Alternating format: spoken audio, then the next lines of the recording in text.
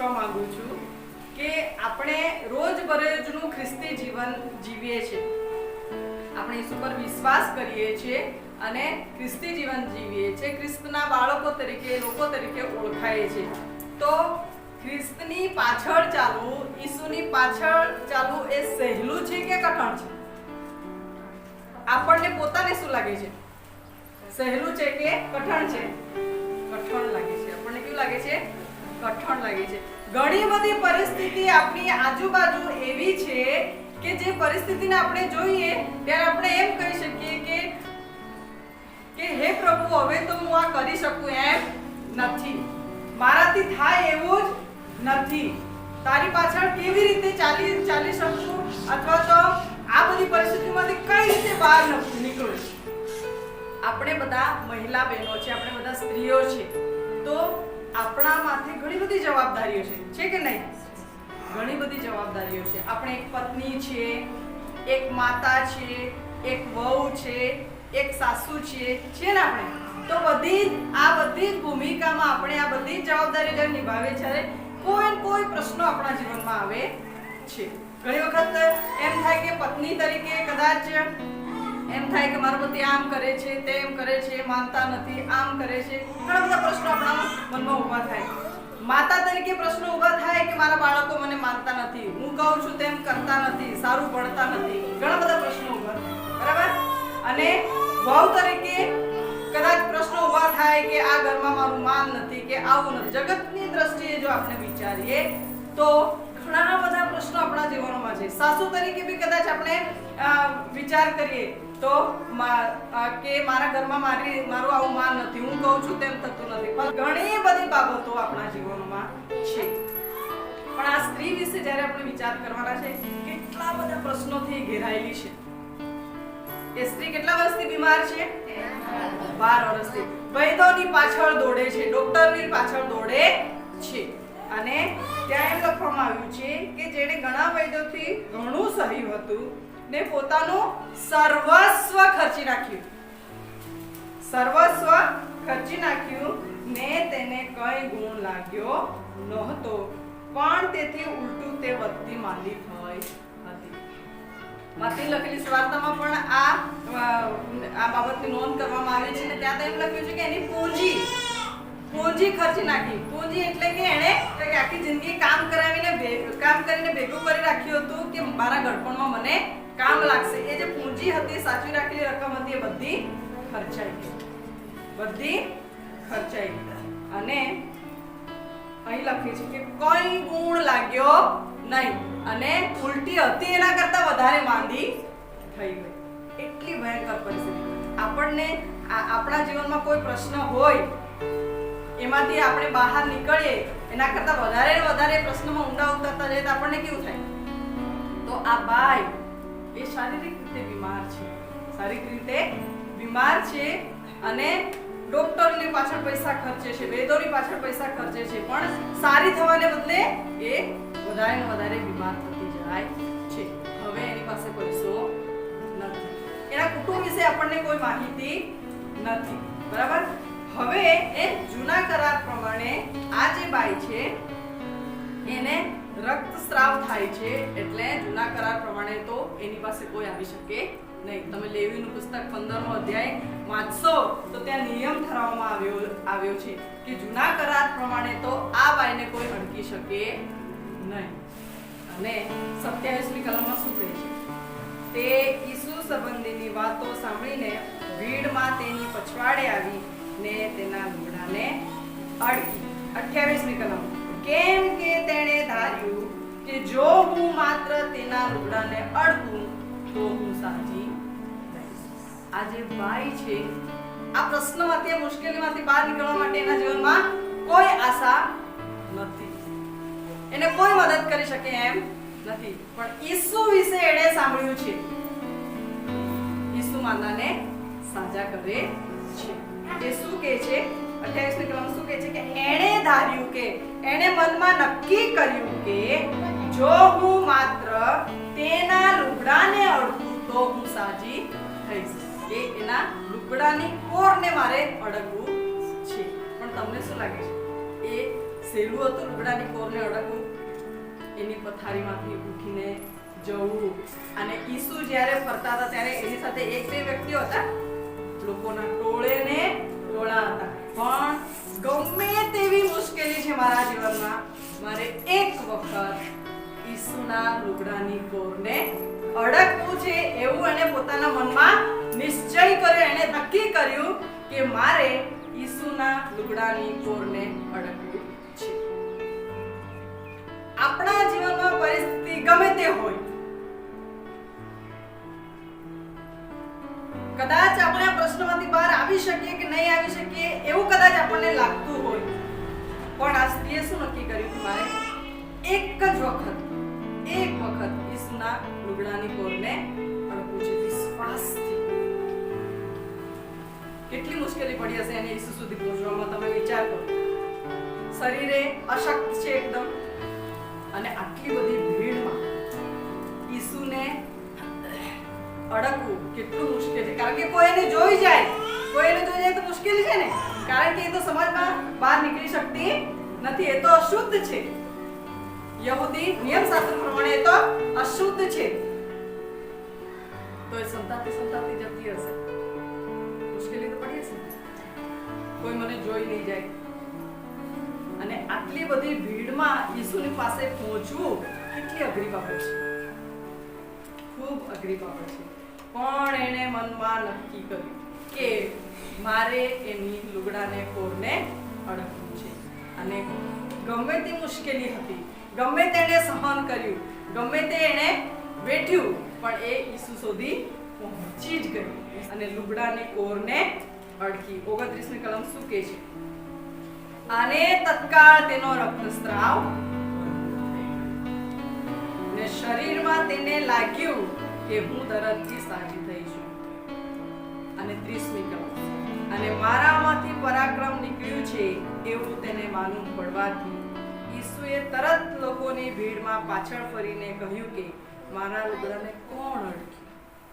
કેવો ગજબનો વિશ્વાસ આ બાઈનો છે કે એ અડકી અને પ્રભુ ઈસુ ખ્રિસ્તમાંથી શું નીકળ્યું? પરાક્રમ નીકળ્યું. અને એ પરાક્રમ નીકળવાથી એ બાઈ શું થઈ ગઈ? સાજી થઈ ગઈ. કેટલા વર્ષથી બીમાર હતી? 12 વર્ષથી સહન કરતી હતી, અને એ બાઈ તરત સાજી થઈ ગઈ. પ્રભુ ઈસુ ખ્રિસ્તમાંથી પરાક્રમ નીકળ્યું. પણ જો એ બાઈ મનમાં નક્કી નહીં કરતી અને એમ વિચાર કરતી કે આટલા બધા માણસો છે, મારામાં તાકાત નથી ને હું ઈસુની પાસે કઈ રીતે જાઉં, જો એ એના મનમાં વિશ્વાસ નહીં રાખતી અને જો એ એના મનમાં નક્કી નહીં કરતી કે મારે ઈસુ પાસે જવું છે, તેને સાજા પણ મળતું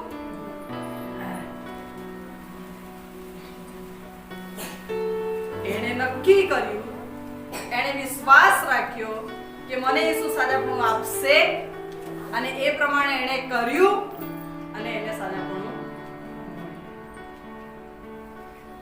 અને ઈસુને ખબર પડી કે મારામાંથી શું નીકળ્યું? પરાક્રમ નીકળ્યું. એ વિશ્વાસથી જ્યારે એ લુગડાની કોરને અડકે છે ત્યારે ઈસુમાંથી શું નીકળ્યું? પરાક્રમ નીકળ્યું. કેવો ગજબનો વિશ્વાસ. શિષ્યો કહે છે કે પ્રભુ તું કેવો પ્રશ્ન કરે છે અમને, તારા પર તો લોકો પડાપડી કરે છે, તને ચાલવા નથી દેતા, તો તું કેવો પ્રશ્ન કરે છે કે મને કોણ અડક્યું? પણ પ્રભુ કહે છે કે એ વ્યક્તિ જે અડક્યું છે જેવી તેવી રીતે અડક્યું નથી, એનો પૂરો વિશ્વાસ છે, એનો પૂરો વિશ્વાસ છે, અને એની આશા ફક્ત ને ફક્ત મારા પર છે, અને એને લઈને મારામાંથી શું નીકળ્યું છે? પરાક્રમ નીકળ્યું છે. એ પરાક્રમ નીકળે છે ને તરતથી સાજી થાય છે, અને પછી પેલી બાઈને એમ ખબર પડે છે કે બધાને કદાચ ખબર પડી જાય તો ધ્રુજતી ઈસુ પાસે આવે છે. ધ્રુજતી ઈસુ પાસે આવે છે. 33મી કલમમાં કહે છે, અને તેને જે થયું તે જાણીને તે સ્ત્રી બિહીને તથા ધ્રુજીને આવી અને તેની આગળ પડીને તેણે બધું સાચું કહી દીધું. અને તેણે તેને કહ્યું કે દીકરી, તારા વિશ્વાસે તને બચાવી છે, શાંતિએ જા ને તારા દર્દથી સાજી. પ્રભુ ઈસુ ખ્રિસ્ત પૂછે છે ત્યારે બધું સાચું કહે છે કે ઈસુ બાપ કે પ્રભુ મારા મારા જીવનમાં આ બન્યું, તે બન્યું, મને આવી મુશ્કેલી પડી, તેવી મુશ્કેલી પડી, બધું જ એમને કહી દે છે. અને પ્રભુ શું કહે છે કે દીકરી, તારા વિશ્વાસે તને બચાવી છે. તે મનમાં જે નક્કી કર્યું, ઈશ્વર પર વિશ્વાસ રાખીને તે પ્રમાણે તે કર્યું અને તારા વિશ્વાસથી તું બચી ગઈ છે. આપણે જ્યારે દુનિયામાં જીવીએ છીએ, આપણી આજુબાજુ ઘણા બધા પ્રશ્નો છે, ઘણી બધી મુશ્કેલીઓ છે કે નહીં? આપણે રોજબરોજ મુશ્કેલીઓનો સામનો કરીએ છીએ. ત્યારે આ સ્ત્રી પાસેથી આપણે આજે શીખવાના છીએ કે આપણો જે ઈસુ છે એ ઈસુ આપણને મુશ્કેલીમાંથી બહાર કાઢી શકે છે. ચાહે ગમે તેવી પરિસ્થિતિ આપણા જીવનમાં છે, પણ જરૂર શું છે? મારે પોતે નક્કી કરવું પડે કે ગમે તે થઈ જાય, હું મારા ઈસુ પર વિશ્વાસ રાખીશ. મારો ઈસુ મને આ મુશ્કેલીમાંથી બહાર કાઢશે. એ ચાહે શારીરિક તકલીફ હોઈ શકે કે આપણે સામાજિક પ્રશ્નો હોઈ શકે, પતિ પત્નીના પ્રશ્નો હોઈ શકે, બાળકોના પ્રશ્નો હોઈ શકે, કે પછી ઘરમાં કોઈ પણ જાતના પ્રશ્નો હોઈ શકે, તમને આર્થિક તંગાસ હોઈ શકે, સામાજિક રીતે કોઈ પ્રશ્ન છે, કોઈ પણ પ્રશ્ન હોઈ શકે છે. પણ જો મારો વિશ્વાસ કોના પર છે? ઈસુ પર છે, અને તે પ્રમાણે હું કામ કરું છું, તો મારા તમામ પ્રશ્નોનો જવાબ ક્યાં કોની પાસે છે? ઈસુની પાસે છે. અને આપણે ઘણી બધી વખત એનો અનુભવ પણ કર્યો છે ને. ભૂતકાળમાં આપણે ઈસુનો અનુભવ કર્યો છે, આપણે જાણીએ છીએ, પણ ઘણી બધી વખત એમ થાય છે કે શેતાન આપણા વિચારોને શું કરે છે? ફેરવી નાખે. આપણે મુશ્કેલી તરફ દ્રષ્ટિ કરીએ છીએ કે આવું બધું થઈ ગયું, મારી પાસે કોઈ રસ્તો બચ્યો નથી, પેલા માણસો આમ કહે છે, પેલું આમ થાય છે. આપણે પરિસ્થિતિ બાજુ દ્રષ્ટિ કરીએ છીએ, પણ આપણને બચાવનાર ઈસુ બાજુ આપણે દ્રષ્ટિ કરતા નથી. ઘણી બધી વખત આપણે જાતે એ મુશ્કેલીમાંથી બહાર નીકળવાનો પ્રયત્ન કરીએ છીએ કે હું આમ કરીશ તો આમ થશે, આમ કરીશ તો આમ થશે, આમ કરીશ તો આમ થશે, અને આ પ્રશ્નમાંથી આપણે બહાર નીકળવાની કોશિશ કરીએ છીએ. આપણે ભૂલી જઈએ છીએ કે આપણા જીવતા દેહ પર પાક્કો ને પૂરો વિશ્વાસ કરીએ તો આપણે મુશ્કેલીમાંથી બહાર નીકળીશું. એ આપણે ઘણી બધી વખત શું કરીએ છીએ? ભૂલી જઈએ. અને ત્યારે આપણે કદાચ ને ઠોકર ખાય છે. આ સ્ત્રી આજે આપણને શીખવાડે છે કે તમારા જીવનમાં ગમે તેવા પ્રશ્નો હોઈ શકે છે, તમારા જીવનમાં ગમે તે મુશ્કેલી હોઈ શકે છે, પણ જો વિશ્વાસથી મનમાં નક્કી કર્યું છે કે મારો દેહ મને આ પરિસ્થિતિમાંથી કાઢશે, વિશ્વાસથી તેની પાસે જઈએ છીએ, તો આપણે તમામ પરિસ્થિતિમાંથી બહાર નીકળી શકીશું. શું તમને વિશ્વાસ છે ઈસુ આપણને આપણી પરિસ્થિતિમાંથી બહાર કાઢી શકે એવો વિશ્વાસ છે? તો એ વિશ્વાસને આપણે વધારે દ્રઢ અને મજબૂત કરવાનો છે. દુનિયા તરફ દ્રષ્ટિ ના કરતા, આપણા પ્રશ્નો તરફ દ્રષ્ટિ ના કરતા, આપણે આપણા ઈસુ તરફ દ્રષ્ટિ કરવાની છે. ચાહે ઈસુ પાસે જવામાં ગમે તેટલી તકલીફ પડે, આપણને કદાચ આપણા પ્રશ્નોમાંથી નીકળતા આપણને વાર લાગે, સંઘર્ષનો સામનો કરવો પડે. કોઈક લોકો એમ કે તમે તો આમ કરવાનું હતું, તમે ઊંધું કરી નાખ્યું. પણ જે ઈશ્વરની નજરમાં યોગ્ય છે એ જ કરીએ. ઈશ્વરને પૂછીએ, પ્રભુને કહીએ કે પ્રભુ આ પ્રશ્ન મારા જીવનમાં આવીને ઊભો છે, તો તું મને રસ્તો બતાવ, તું મને માર્ગ બતાવ, કે જેથી કરીને હું તારા માર્ગમાં ચાલી શકું. તો આપણે ગમે તેવી મુશ્કેલીમાંથી બહાર નીકળી શકીશું, કારણ કે ઈશ્વરનું વચન છે.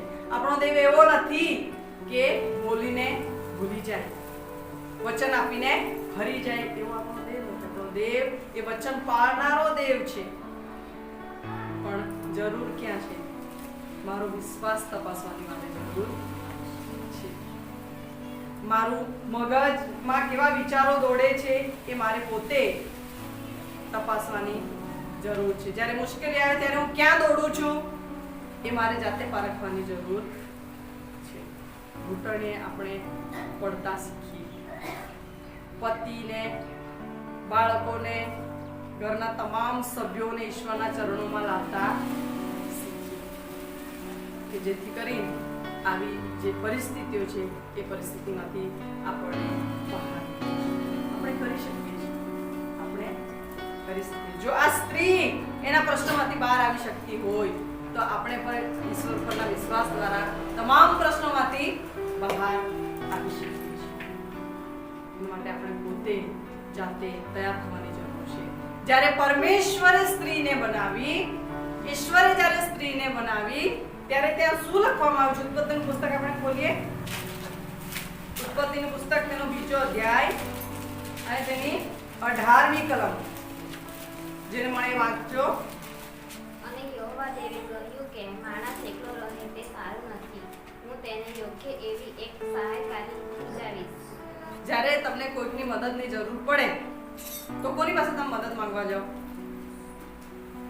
જે તમને મદદ કરી શકે એવું વ્યક્તિ. ધારો કે તમને પૈસાની જરૂર પડી તો તમારા કરતા ગરીબ વ્યક્તિ પાસે તમે મદદ માંગશો ના, કારણ કે આપણને ખબર છે કે એ વ્યક્તિ મને મદદ કરી શકે એવું નથી. બરાબર? તમને કંઈક કામમાં કંઈક જરૂર પડી, મદદ માંગવાની જરૂર પડી તો તમારા કરતા શરીરે નબળું હોય ને કામ ના કરી શકે એવી વ્યક્તિ પાસે તમે મદદ માંગવા જશો? કારણ કે તમને કે મને બધાને ખબર છે કે મારા કરતા નબળું વ્યક્તિ મને મદદ કરી શકવાનું નથી. બરાબર? તો સ્ત્રીને જ્યારે સહાયકારી તરીકે સૃજાવવામાં આવી ત્યારે પુરુષ જે કાર્ય કરી શકતો નથી એ કામ કોણ કરી શકે છે? સ્ત્રી કરી શકે. કદાચ એવા પ્રશ્નો છે એ પ્રશ્નોમાંથી કુટુંબ બહાર આવી શકતું નથી, અથવા કદાચ એવા પ્રશ્નો એવી બાબતો છે કે જેમાં પુરુષ કરી શકતો નથી, ત્યારે ત્યાં કોણે કામ કરવાનું છે? સ્ત્રીએ કામ કરવાનું છે. એટલા માટે આપણું સર્જન કરવામાં આવ્યું છે. આપણે ઈશ્વરની કૃપાથી પ્રશ્નમાંથી બહાર આવી શકીએ છીએ. આપણે સહાયકારી છીએ. આપણે કોણ છે? સહાયકારી છીએ, મદદ કરનાર છે. એ જ હેતુથી આપણને લગ્ન જીવનમાં સ્થાપવામાં આવ્યા છે. કદાચ કોઈ પુરુષ એમ કે તારું કામ નથી એમ કહી દે, પણ આપણે મગજ પર લેવાની જરૂર નથી, કારણ કે બાઇબલ શું કહે છે કે તમે કોણ છે? સહાયકારી છો. તમારી પ્રાર્થના કે મારી પ્રાર્થના એ મદદ કરી શકે છે. તમારો કે મારો સ્વભાવ એ મદદ કરી શકે છે. માટે આપણને જ્યારે સહાયકાર તરીકે આપણને બનાવવામાં આવ્યા છે ત્યારે આપણે કોઈ પણ પ્રશ્નમાંથી બહાર નીકળી શકીએ છીએ. કોની સહાયથી? ઈશ્વરની સહાયથી કોઈ પણ પ્રશ્નમાંથી બહાર નીકળી શકીએ છીએ. આ સ્ત્રીએ શું કર્યું? મનમાં નિશ્ચય કર્યો, વિશ્વાસ કર્યો અને તે પ્રમાણે એ ચાલી. ઘણી બધી બહેનો એમ વિચારે છે કે અમે તો સ્ત્રી છે, અમે શું કરીશું? વિચારે છે ને, અમે તો સ્ત્રી છે, આ તો માણસોનું કામ, અમે શું કરીશું? એવું આપણે વિચારીએ છીએ. પણ ત્યારે આપણે આ વચન યાદ કરવાની જરૂર છે કે આપણે કોણ છે? સહાયકારી છીએ. અને આપણે કશું જ ના કરી શકીએ તો કશું નહીં, પણ પ્રાર્થના તો કરી શકીએ છીએ. ઘણી બધી માતાઓની પ્રાર્થનાથી તેમના બાળકો સેવકો બન્યા છે. આપણે બાળકોને સાચા માર્ગે વાળી શકીએ છીએ. માતા જોજો તમે, બાળક ગમે એટલી ભૂલ કરશે ને, મમ્મી ગમે એટલું મારે ને તોય બાળક કોનો છેડો પકડે? મમ્મીનો છેડો પકડે. કેમ? કારણ કે બાળક જાણે છે કે મારી માં મને સમજી શકે છે. તો એક માતા તરીકેની જવાબદારી પણ જ્યારે આપણે અદા કરીએ છીએ. પ્રશ્નો છે આપણા જીવનમાં, પણ આપણા ઘૂંટણોને આપણે ઈશ્વરની આગળ નમાવીએ અને પ્રભુને કહીએ કે પ્રભુ, આ મારા બાળકો, આ મારો પતિ, આ મારું ઘર એ તારા હાથમાં છે. તું મને આ બધા પ્રશ્નોમાંથી બહાર કાઢ, આ બધી બાબતોમાંથી બહાર કાઢ. જરૂરી છે કે આપણું હૃદય એ ઈશ્વરની સાથે જોડાયેલું રહે.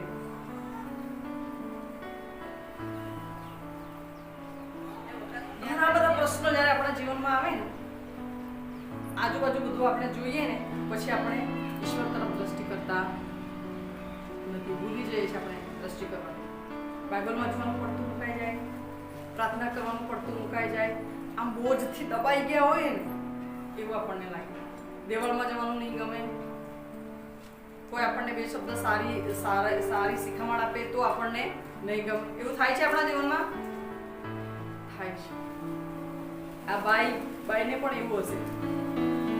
કોઈ એને કદાચ એને કંઈક કીધું હશે તો એને લાગતું હશે કે આ માણસ તો શું વાત, હું કેટલી મુશ્કેલીમાંથી પસાર થઉં છું, એને શું ખબર પડે. થાય ને? પણ એનો વિશ્વાસ ગજબનો, એનો વિશ્વાસ ગજબ. પર્સનલી અંગત રીતે એને વિશ્વાસ કરી લીધો. એવો જ વિશ્વાસ મારો ને તમારો ઈશ્વર પ્રત્યે હોવો જોઈએ.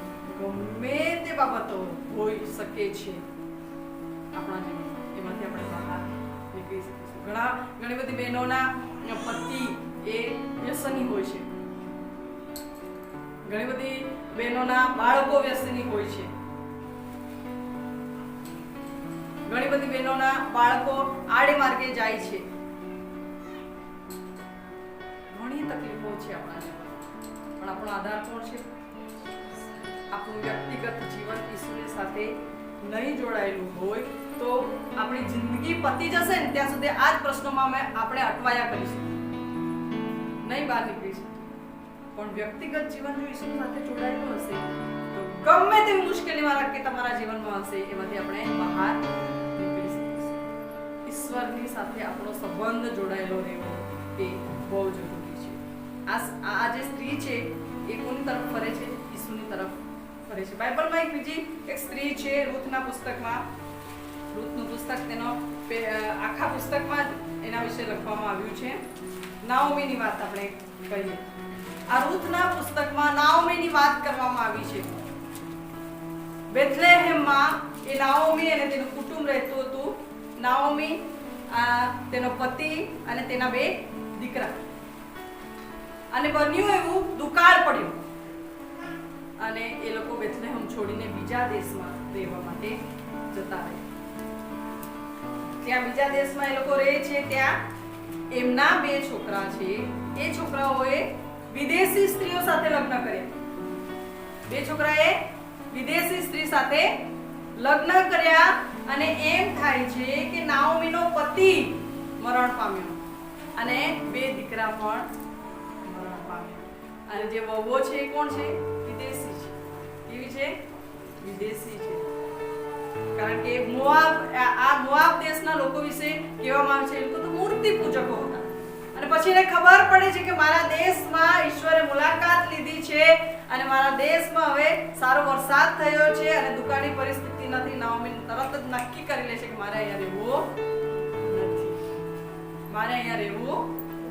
મારે મારા દેશમાં પાછું જવું છે. આ એકલી બાઈ પોતાની 2 વહુઓ છે એ બંને વહુઓને એમ કહે છે કે તમે તમારા દેશમાં પાછી જતી રહો. એક વહુ છોડીને જતી રહે છે અને એક વહુ શું કહે છે? તું જ્યાં જઈશ ત્યાં તારી પાછળ ચાલીશ. તારા લોભ એ મારા લોભ અને તારો દેવ એ મારો દેવ. રૂથ આ વાક્ય બોલે છે. રૂથ કઈ રીતે આ વાક્ય બોલી શકે? કારણ કે 10 વર્ષ નાઓમીની સાથે રહી છે. નાઓમીનું જીવન એને જોયું છે. નાઓમીના દેવને એ કઈ રીતે ઓળખી શકે? મારી સાસુનો વ્યવહાર દેવ સાથે કેવો છે એ રૂથે જોયું અને અનુભવ કર્યો અને પછી એમ કહે છે કે તારો દેવ એ રૂથ ના પાડે છે. હું નહીં જાઉં. કોઈ વહુ એવી હોય કે બાળકો નથી અને પતિ મરી જાય તો સાસુ સાથે રે આજની પરિસ્થિતિ નહીં રે. પણ આ જે સાસુ છે એ સાસુ એક નમૂનો પૂરો પાડે છે. કારણ કે એ જે સાસુ છે એનો સંબંધ સીધો કોની સાથે છે? ઈશ્વર સાથે છે. એટલા માટે આ વહુ કહી શકે છે કે હું તારી સાથે રહીશ. કારણ કે તારી સાથે જે દેવ છે એ મારા દેવ કરતા મોટો છે. આ વિદેશી સ્ત્રી એ સાસુને એમ કહે છે કે તારો દેવ એ મારો દેવ. કારણ કે એને એમ થાય છે કે મારા દેવ કરતા અમે જે મોઆબી લોકો જે દેવને ભજીએ છીએ એના કરતા નાઓમીમાં જે દેવ છે એ તો મોટો અને પરાક્રમી ઈશ્વર છે. અને રૂથ એ નાઓમીની સાથે જાય છે. જ્યારે નાઓમી પોતાના દેશમાં જાય છે ત્યારે તે આશીર્વાદિત થાય છે. શું થાય છે? આશીર્વાદિત થાય. જો એ મોઆબ દેશમાં જ પડી રહેતી તો તો એને કોઈ જાતનો આશીર્વાદ મળતો નહીં. પણ એ ફરી પાછી પોતાના દેશમાં, પોતાના લોકોમાં, પોતાના ઈશ્વર પાસે જ્યારે એ પાછી જાય છે ત્યારે રૂથના લગ્ન એ કરાવડાવે છે અને એને દીકરો થાય છે. ત્યારે ત્યાં લખવામાં આવ્યું છે કે નાઓમીને, સ્ત્રીઓ એમ કહે છે કે નાઓમીને દીકરો જન્મ્યો છે, એમ કહે છે. રૂથને નહીં પણ કોને? નાઓમીને દીકરો જન્મ્યો છે એમ કહીને લોકો એને વધામણી આપે છે. કેટલી આનંદની વાત! નાઓમીનું જે દુઃખ હતું એ બધું ભૂલાઈ જાય છે અને એને ખુશી મળે છે. ક્યારે ખુશી મળે? એ પાછી દેવની પાસે આવી ત્યારે એને પોતાની સાક્ષી રાખી કે યહોવા દેવ એ જીવતો દેવ છે. એને પોતાની વહુને શીખવાડ્યું કે આ દેવ છે જેના પર તું વિશ્વાસ કરી શકે છે. કદાચ આપણે એવી પરિસ્થિતિમાં આવી પડ્યા છીએ કે આપણને એમ થાય છે કે આમાંથી બહાર નહીં નીકળી શકીએ, તો આ સ્ત્રીને આપણે યાદ કરીએ, નાઓમીને આપણે યાદ કરીએ. આ સ્ત્રી શું તરફ ગઈ? નાઓમી ફરી પાછી પોતાના દેશમાં ગઈ, પોતાના ઈશ્વરને એને યાદ કર્યું. જો આપણે કોઈ પણ પરિસ્થિતિમાંથી બહાર નીકળવું હશે તો આપણે આપણા દેવ તરફ દ્રષ્ટિ કરવી પડશે, તો જ આપણે પ્રશ્નમાંથી બહાર નીકળી શકીશું. કેટલો ગજબનો નમૂનો નાઓમીએ આપ્યો. એક વિદેશી સ્ત્રીને ઈશ્વરની ઓળખાણ કરાવી એ સહેલું છે? પણ નાઓમીએ એ નમૂનો પૂરો પાડ્યો અને રૂથ પણ એની દીકરી સમાન એની સાથે રહેતી. એક મોઆબી સ્ત્રી જે મૂર્તિ પૂજક હતી એ દાઉદની દાદી બની. દાઉદની શું બની? દાદી બની. રૂથને દીકરો થયો ઓબેદ અને ઓબેદનો દીકરો થયો યશાઈ અને યશાઈનો દીકરો એ દાઉદ. એક વિદેશી સ્ત્રી કોણ બની? દાઉદની દાદી બની અને ઈસુની વંશાવળીમાં એનું નામ આવ્યું. કોને લીધે? નાઓમી લીધે. નાઓમીએ સાક્ષી જાળવી રાખી. એણે વિચાર નહીં કર્યો કે આવા દેશમાં, આવા અજાણ્યા દેશમાં મને કોણ ઓળખે છે, મને કોણ જાણે છે અને હું મારી રીતે ગમે તેવું જીવન જીવીશ, એવું નાઓમીએ વિચાર્યું નહીં. એ એના દેવ તરફ પાછી એણે એના વિશ્વાસને પકડી રાખ્યો. નહીં તો એ પણ બે વહુઓની સાથે એ પણ વિદેશી જેવી થઈ જતી, કારણ કે એ તો બીજા દેશમાં હતી. પણ એણે એની સાક્ષી જાળવી રાખી. શું આપણા જીવનમાં કોઈ એવો પ્રશ્ન છે, કોઈ મૂંઝવણો છે, કોઈ એવી બાબતો છે, આપણને એમ લાગે, આપણને ચિંતા થાય છે, તો આપણે કોની તરફ ફરવાનું છે? ઈસુની તરફ ફરવાનું છે. કારણ કે એ જ ઈસુનો અનુભવ આપણા પૂર્વજોએ કર્યો છે. એ જ ઈસુ વિશે આપણે વચનોમાંથી સાંભળ્યું છે. એ જ ઈસુ વિશે આપણે સાક્ષીઓ સાંભળી છે આપણે. અને એ જ ઈસુનો કોઈક વખતે આપણે અનુભવ કર્યો છે. મારી બહેનો, એક જ આશા અને અપેક્ષા આપણે રાખીએ કે ફરી એકવાર આપણા વિશ્વાસને વધારે મજબૂત બનાવીએ, આપણા વિશ્વાસને વધુ જાગૃત કરીએ. કોઈ નહીં પણ કેવળ ઈસુ. મારી સગળી પરિસ્થિતિનું ઉપર કોણ? ઈસુ. ચાહે કોઈ પણ પરિસ્થિતિ આપણા જીવનમાં આવે, આપણી સાક્ષી નાઓમીની જેમ ટકાવી રાખીએ. આપણા જીવનથી દેવનો મહિમા થવો જોઈએ. ઘણી બધી વખત આપણે દુનિયાના લોકો જેમ કરે છે એમ કરીએ છીએ અને આપણી સાક્ષી ખોટી ઠરે છે. આપણે નિષ્ફળ જઈએ છીએ અને પછી જે શિક્ષણ આપણે આપવું જોઈએ એવું શિક્ષણ આપણે આપી શકતા નથી. જે નમૂનો આપણે આપવો જોઈએ એવો નમૂનો આપણે આપી શકતા નથી. કદાચ અઘરું લાગે આપણને, પણ ઈશ્વરની સહાયથી આપણે બની શકીએ છીએ. આ લોહીવાળી સ્ત્રીને આપણે યાદ કરીએ. ફરી એકવાર આપણો વિશ્વાસ આપણે મજબૂત કરીએ કે મારી પરિસ્થિતિનું ઉપર કોણ છે? ઈસુ છે. ફરી એકવાર આપણે મજબૂત થઈ જઈએ કે મારી સાક્ષી નમૂનારૂપ બનવી જોઈએ. મારો દેવ સાથેનો સંબંધ એ મજબૂત હોવો જોઈએ અને બીજા લોકો મને જોઈને મારા દેવની પાછળ ચાલવા જોઈએ. આપણે આપણા જીવનને એવી રીતે તૈયાર કરીએ રોજ બરોજના જીવનમાં કે જેથી કરીને આપણે સફળ બની શકીએ, આશીર્વાદિત બની શકીએ. પ્રાર્થના કરી આપણા જીવનોને આપણે તપાસીએ. એવી કોઈ બાબત છે કે જેમાં આપણે ગૂંચવાઈ ગયા છે? આપણો વિશ્વાસ કદાચ જેટલો મજબૂત હોવો જોઈએ એટલો નથી. કદાચ આપણે જે નમૂનો આપવો જોઈએ, જે સાક્ષી મારી હોવી જોઈએ એ નથી. આપણા હૃદયમાં આપણે વિચાર કરીએ અને પ્રભુને કહીએ કે પ્રભુ ફરી એકવાર આજે હું મારું જીવન તારા હાથમાં સોંપું છું. મારી તમામ મુશ્કેલીનો ઉપર તું છે પિતા. આપણા હૃદયને આપણે ઈશ્વરને આગળ રાખીએ અને ઈશ્વરને કહીએ કે પ્રભુ મારા જીવનનો રાજા તું છે.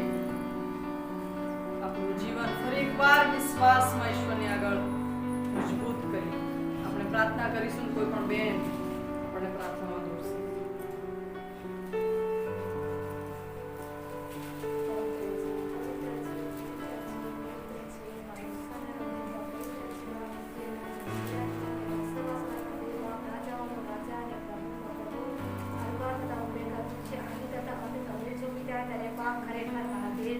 ત્યારે બાપ અમારામાં પ્રભુ ખરેખર સ્ત્રી મુજબ પ્રભુ જે અમને દાસીએ પ્રભુ અમે જે કંઈ વચન પ્રભુ અમારા પ્રભુ અમારા પ્રભુ તમે આ વચન તરફ અમને પ્રભુ ખરેખર દોર્યા છે. તારી દીકરીઓને પ્રભુ અમારા ખોટ ખાપણથી બાપ પણ અમારી ખોટ ખાપણને લીધે બાપ પ્રભુ તારું વચન અમે પ્રભુ આગળ કરી છે. ત્યારે અમે પ્રભુ એ સ્ત્રી તરફ પ્રભુ અમે ભણીએ અને માન મહિમા ખબર તને જેટલાને આપીએ પછી પ્રાર્થના છે બાપ.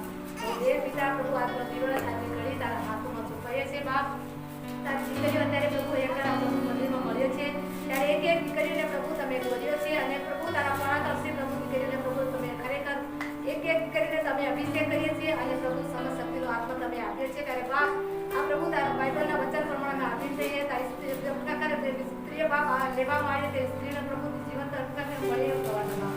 એક એક દીકરીને તારા હાથમાં સોંપતા તે પ્રાર્થના કરી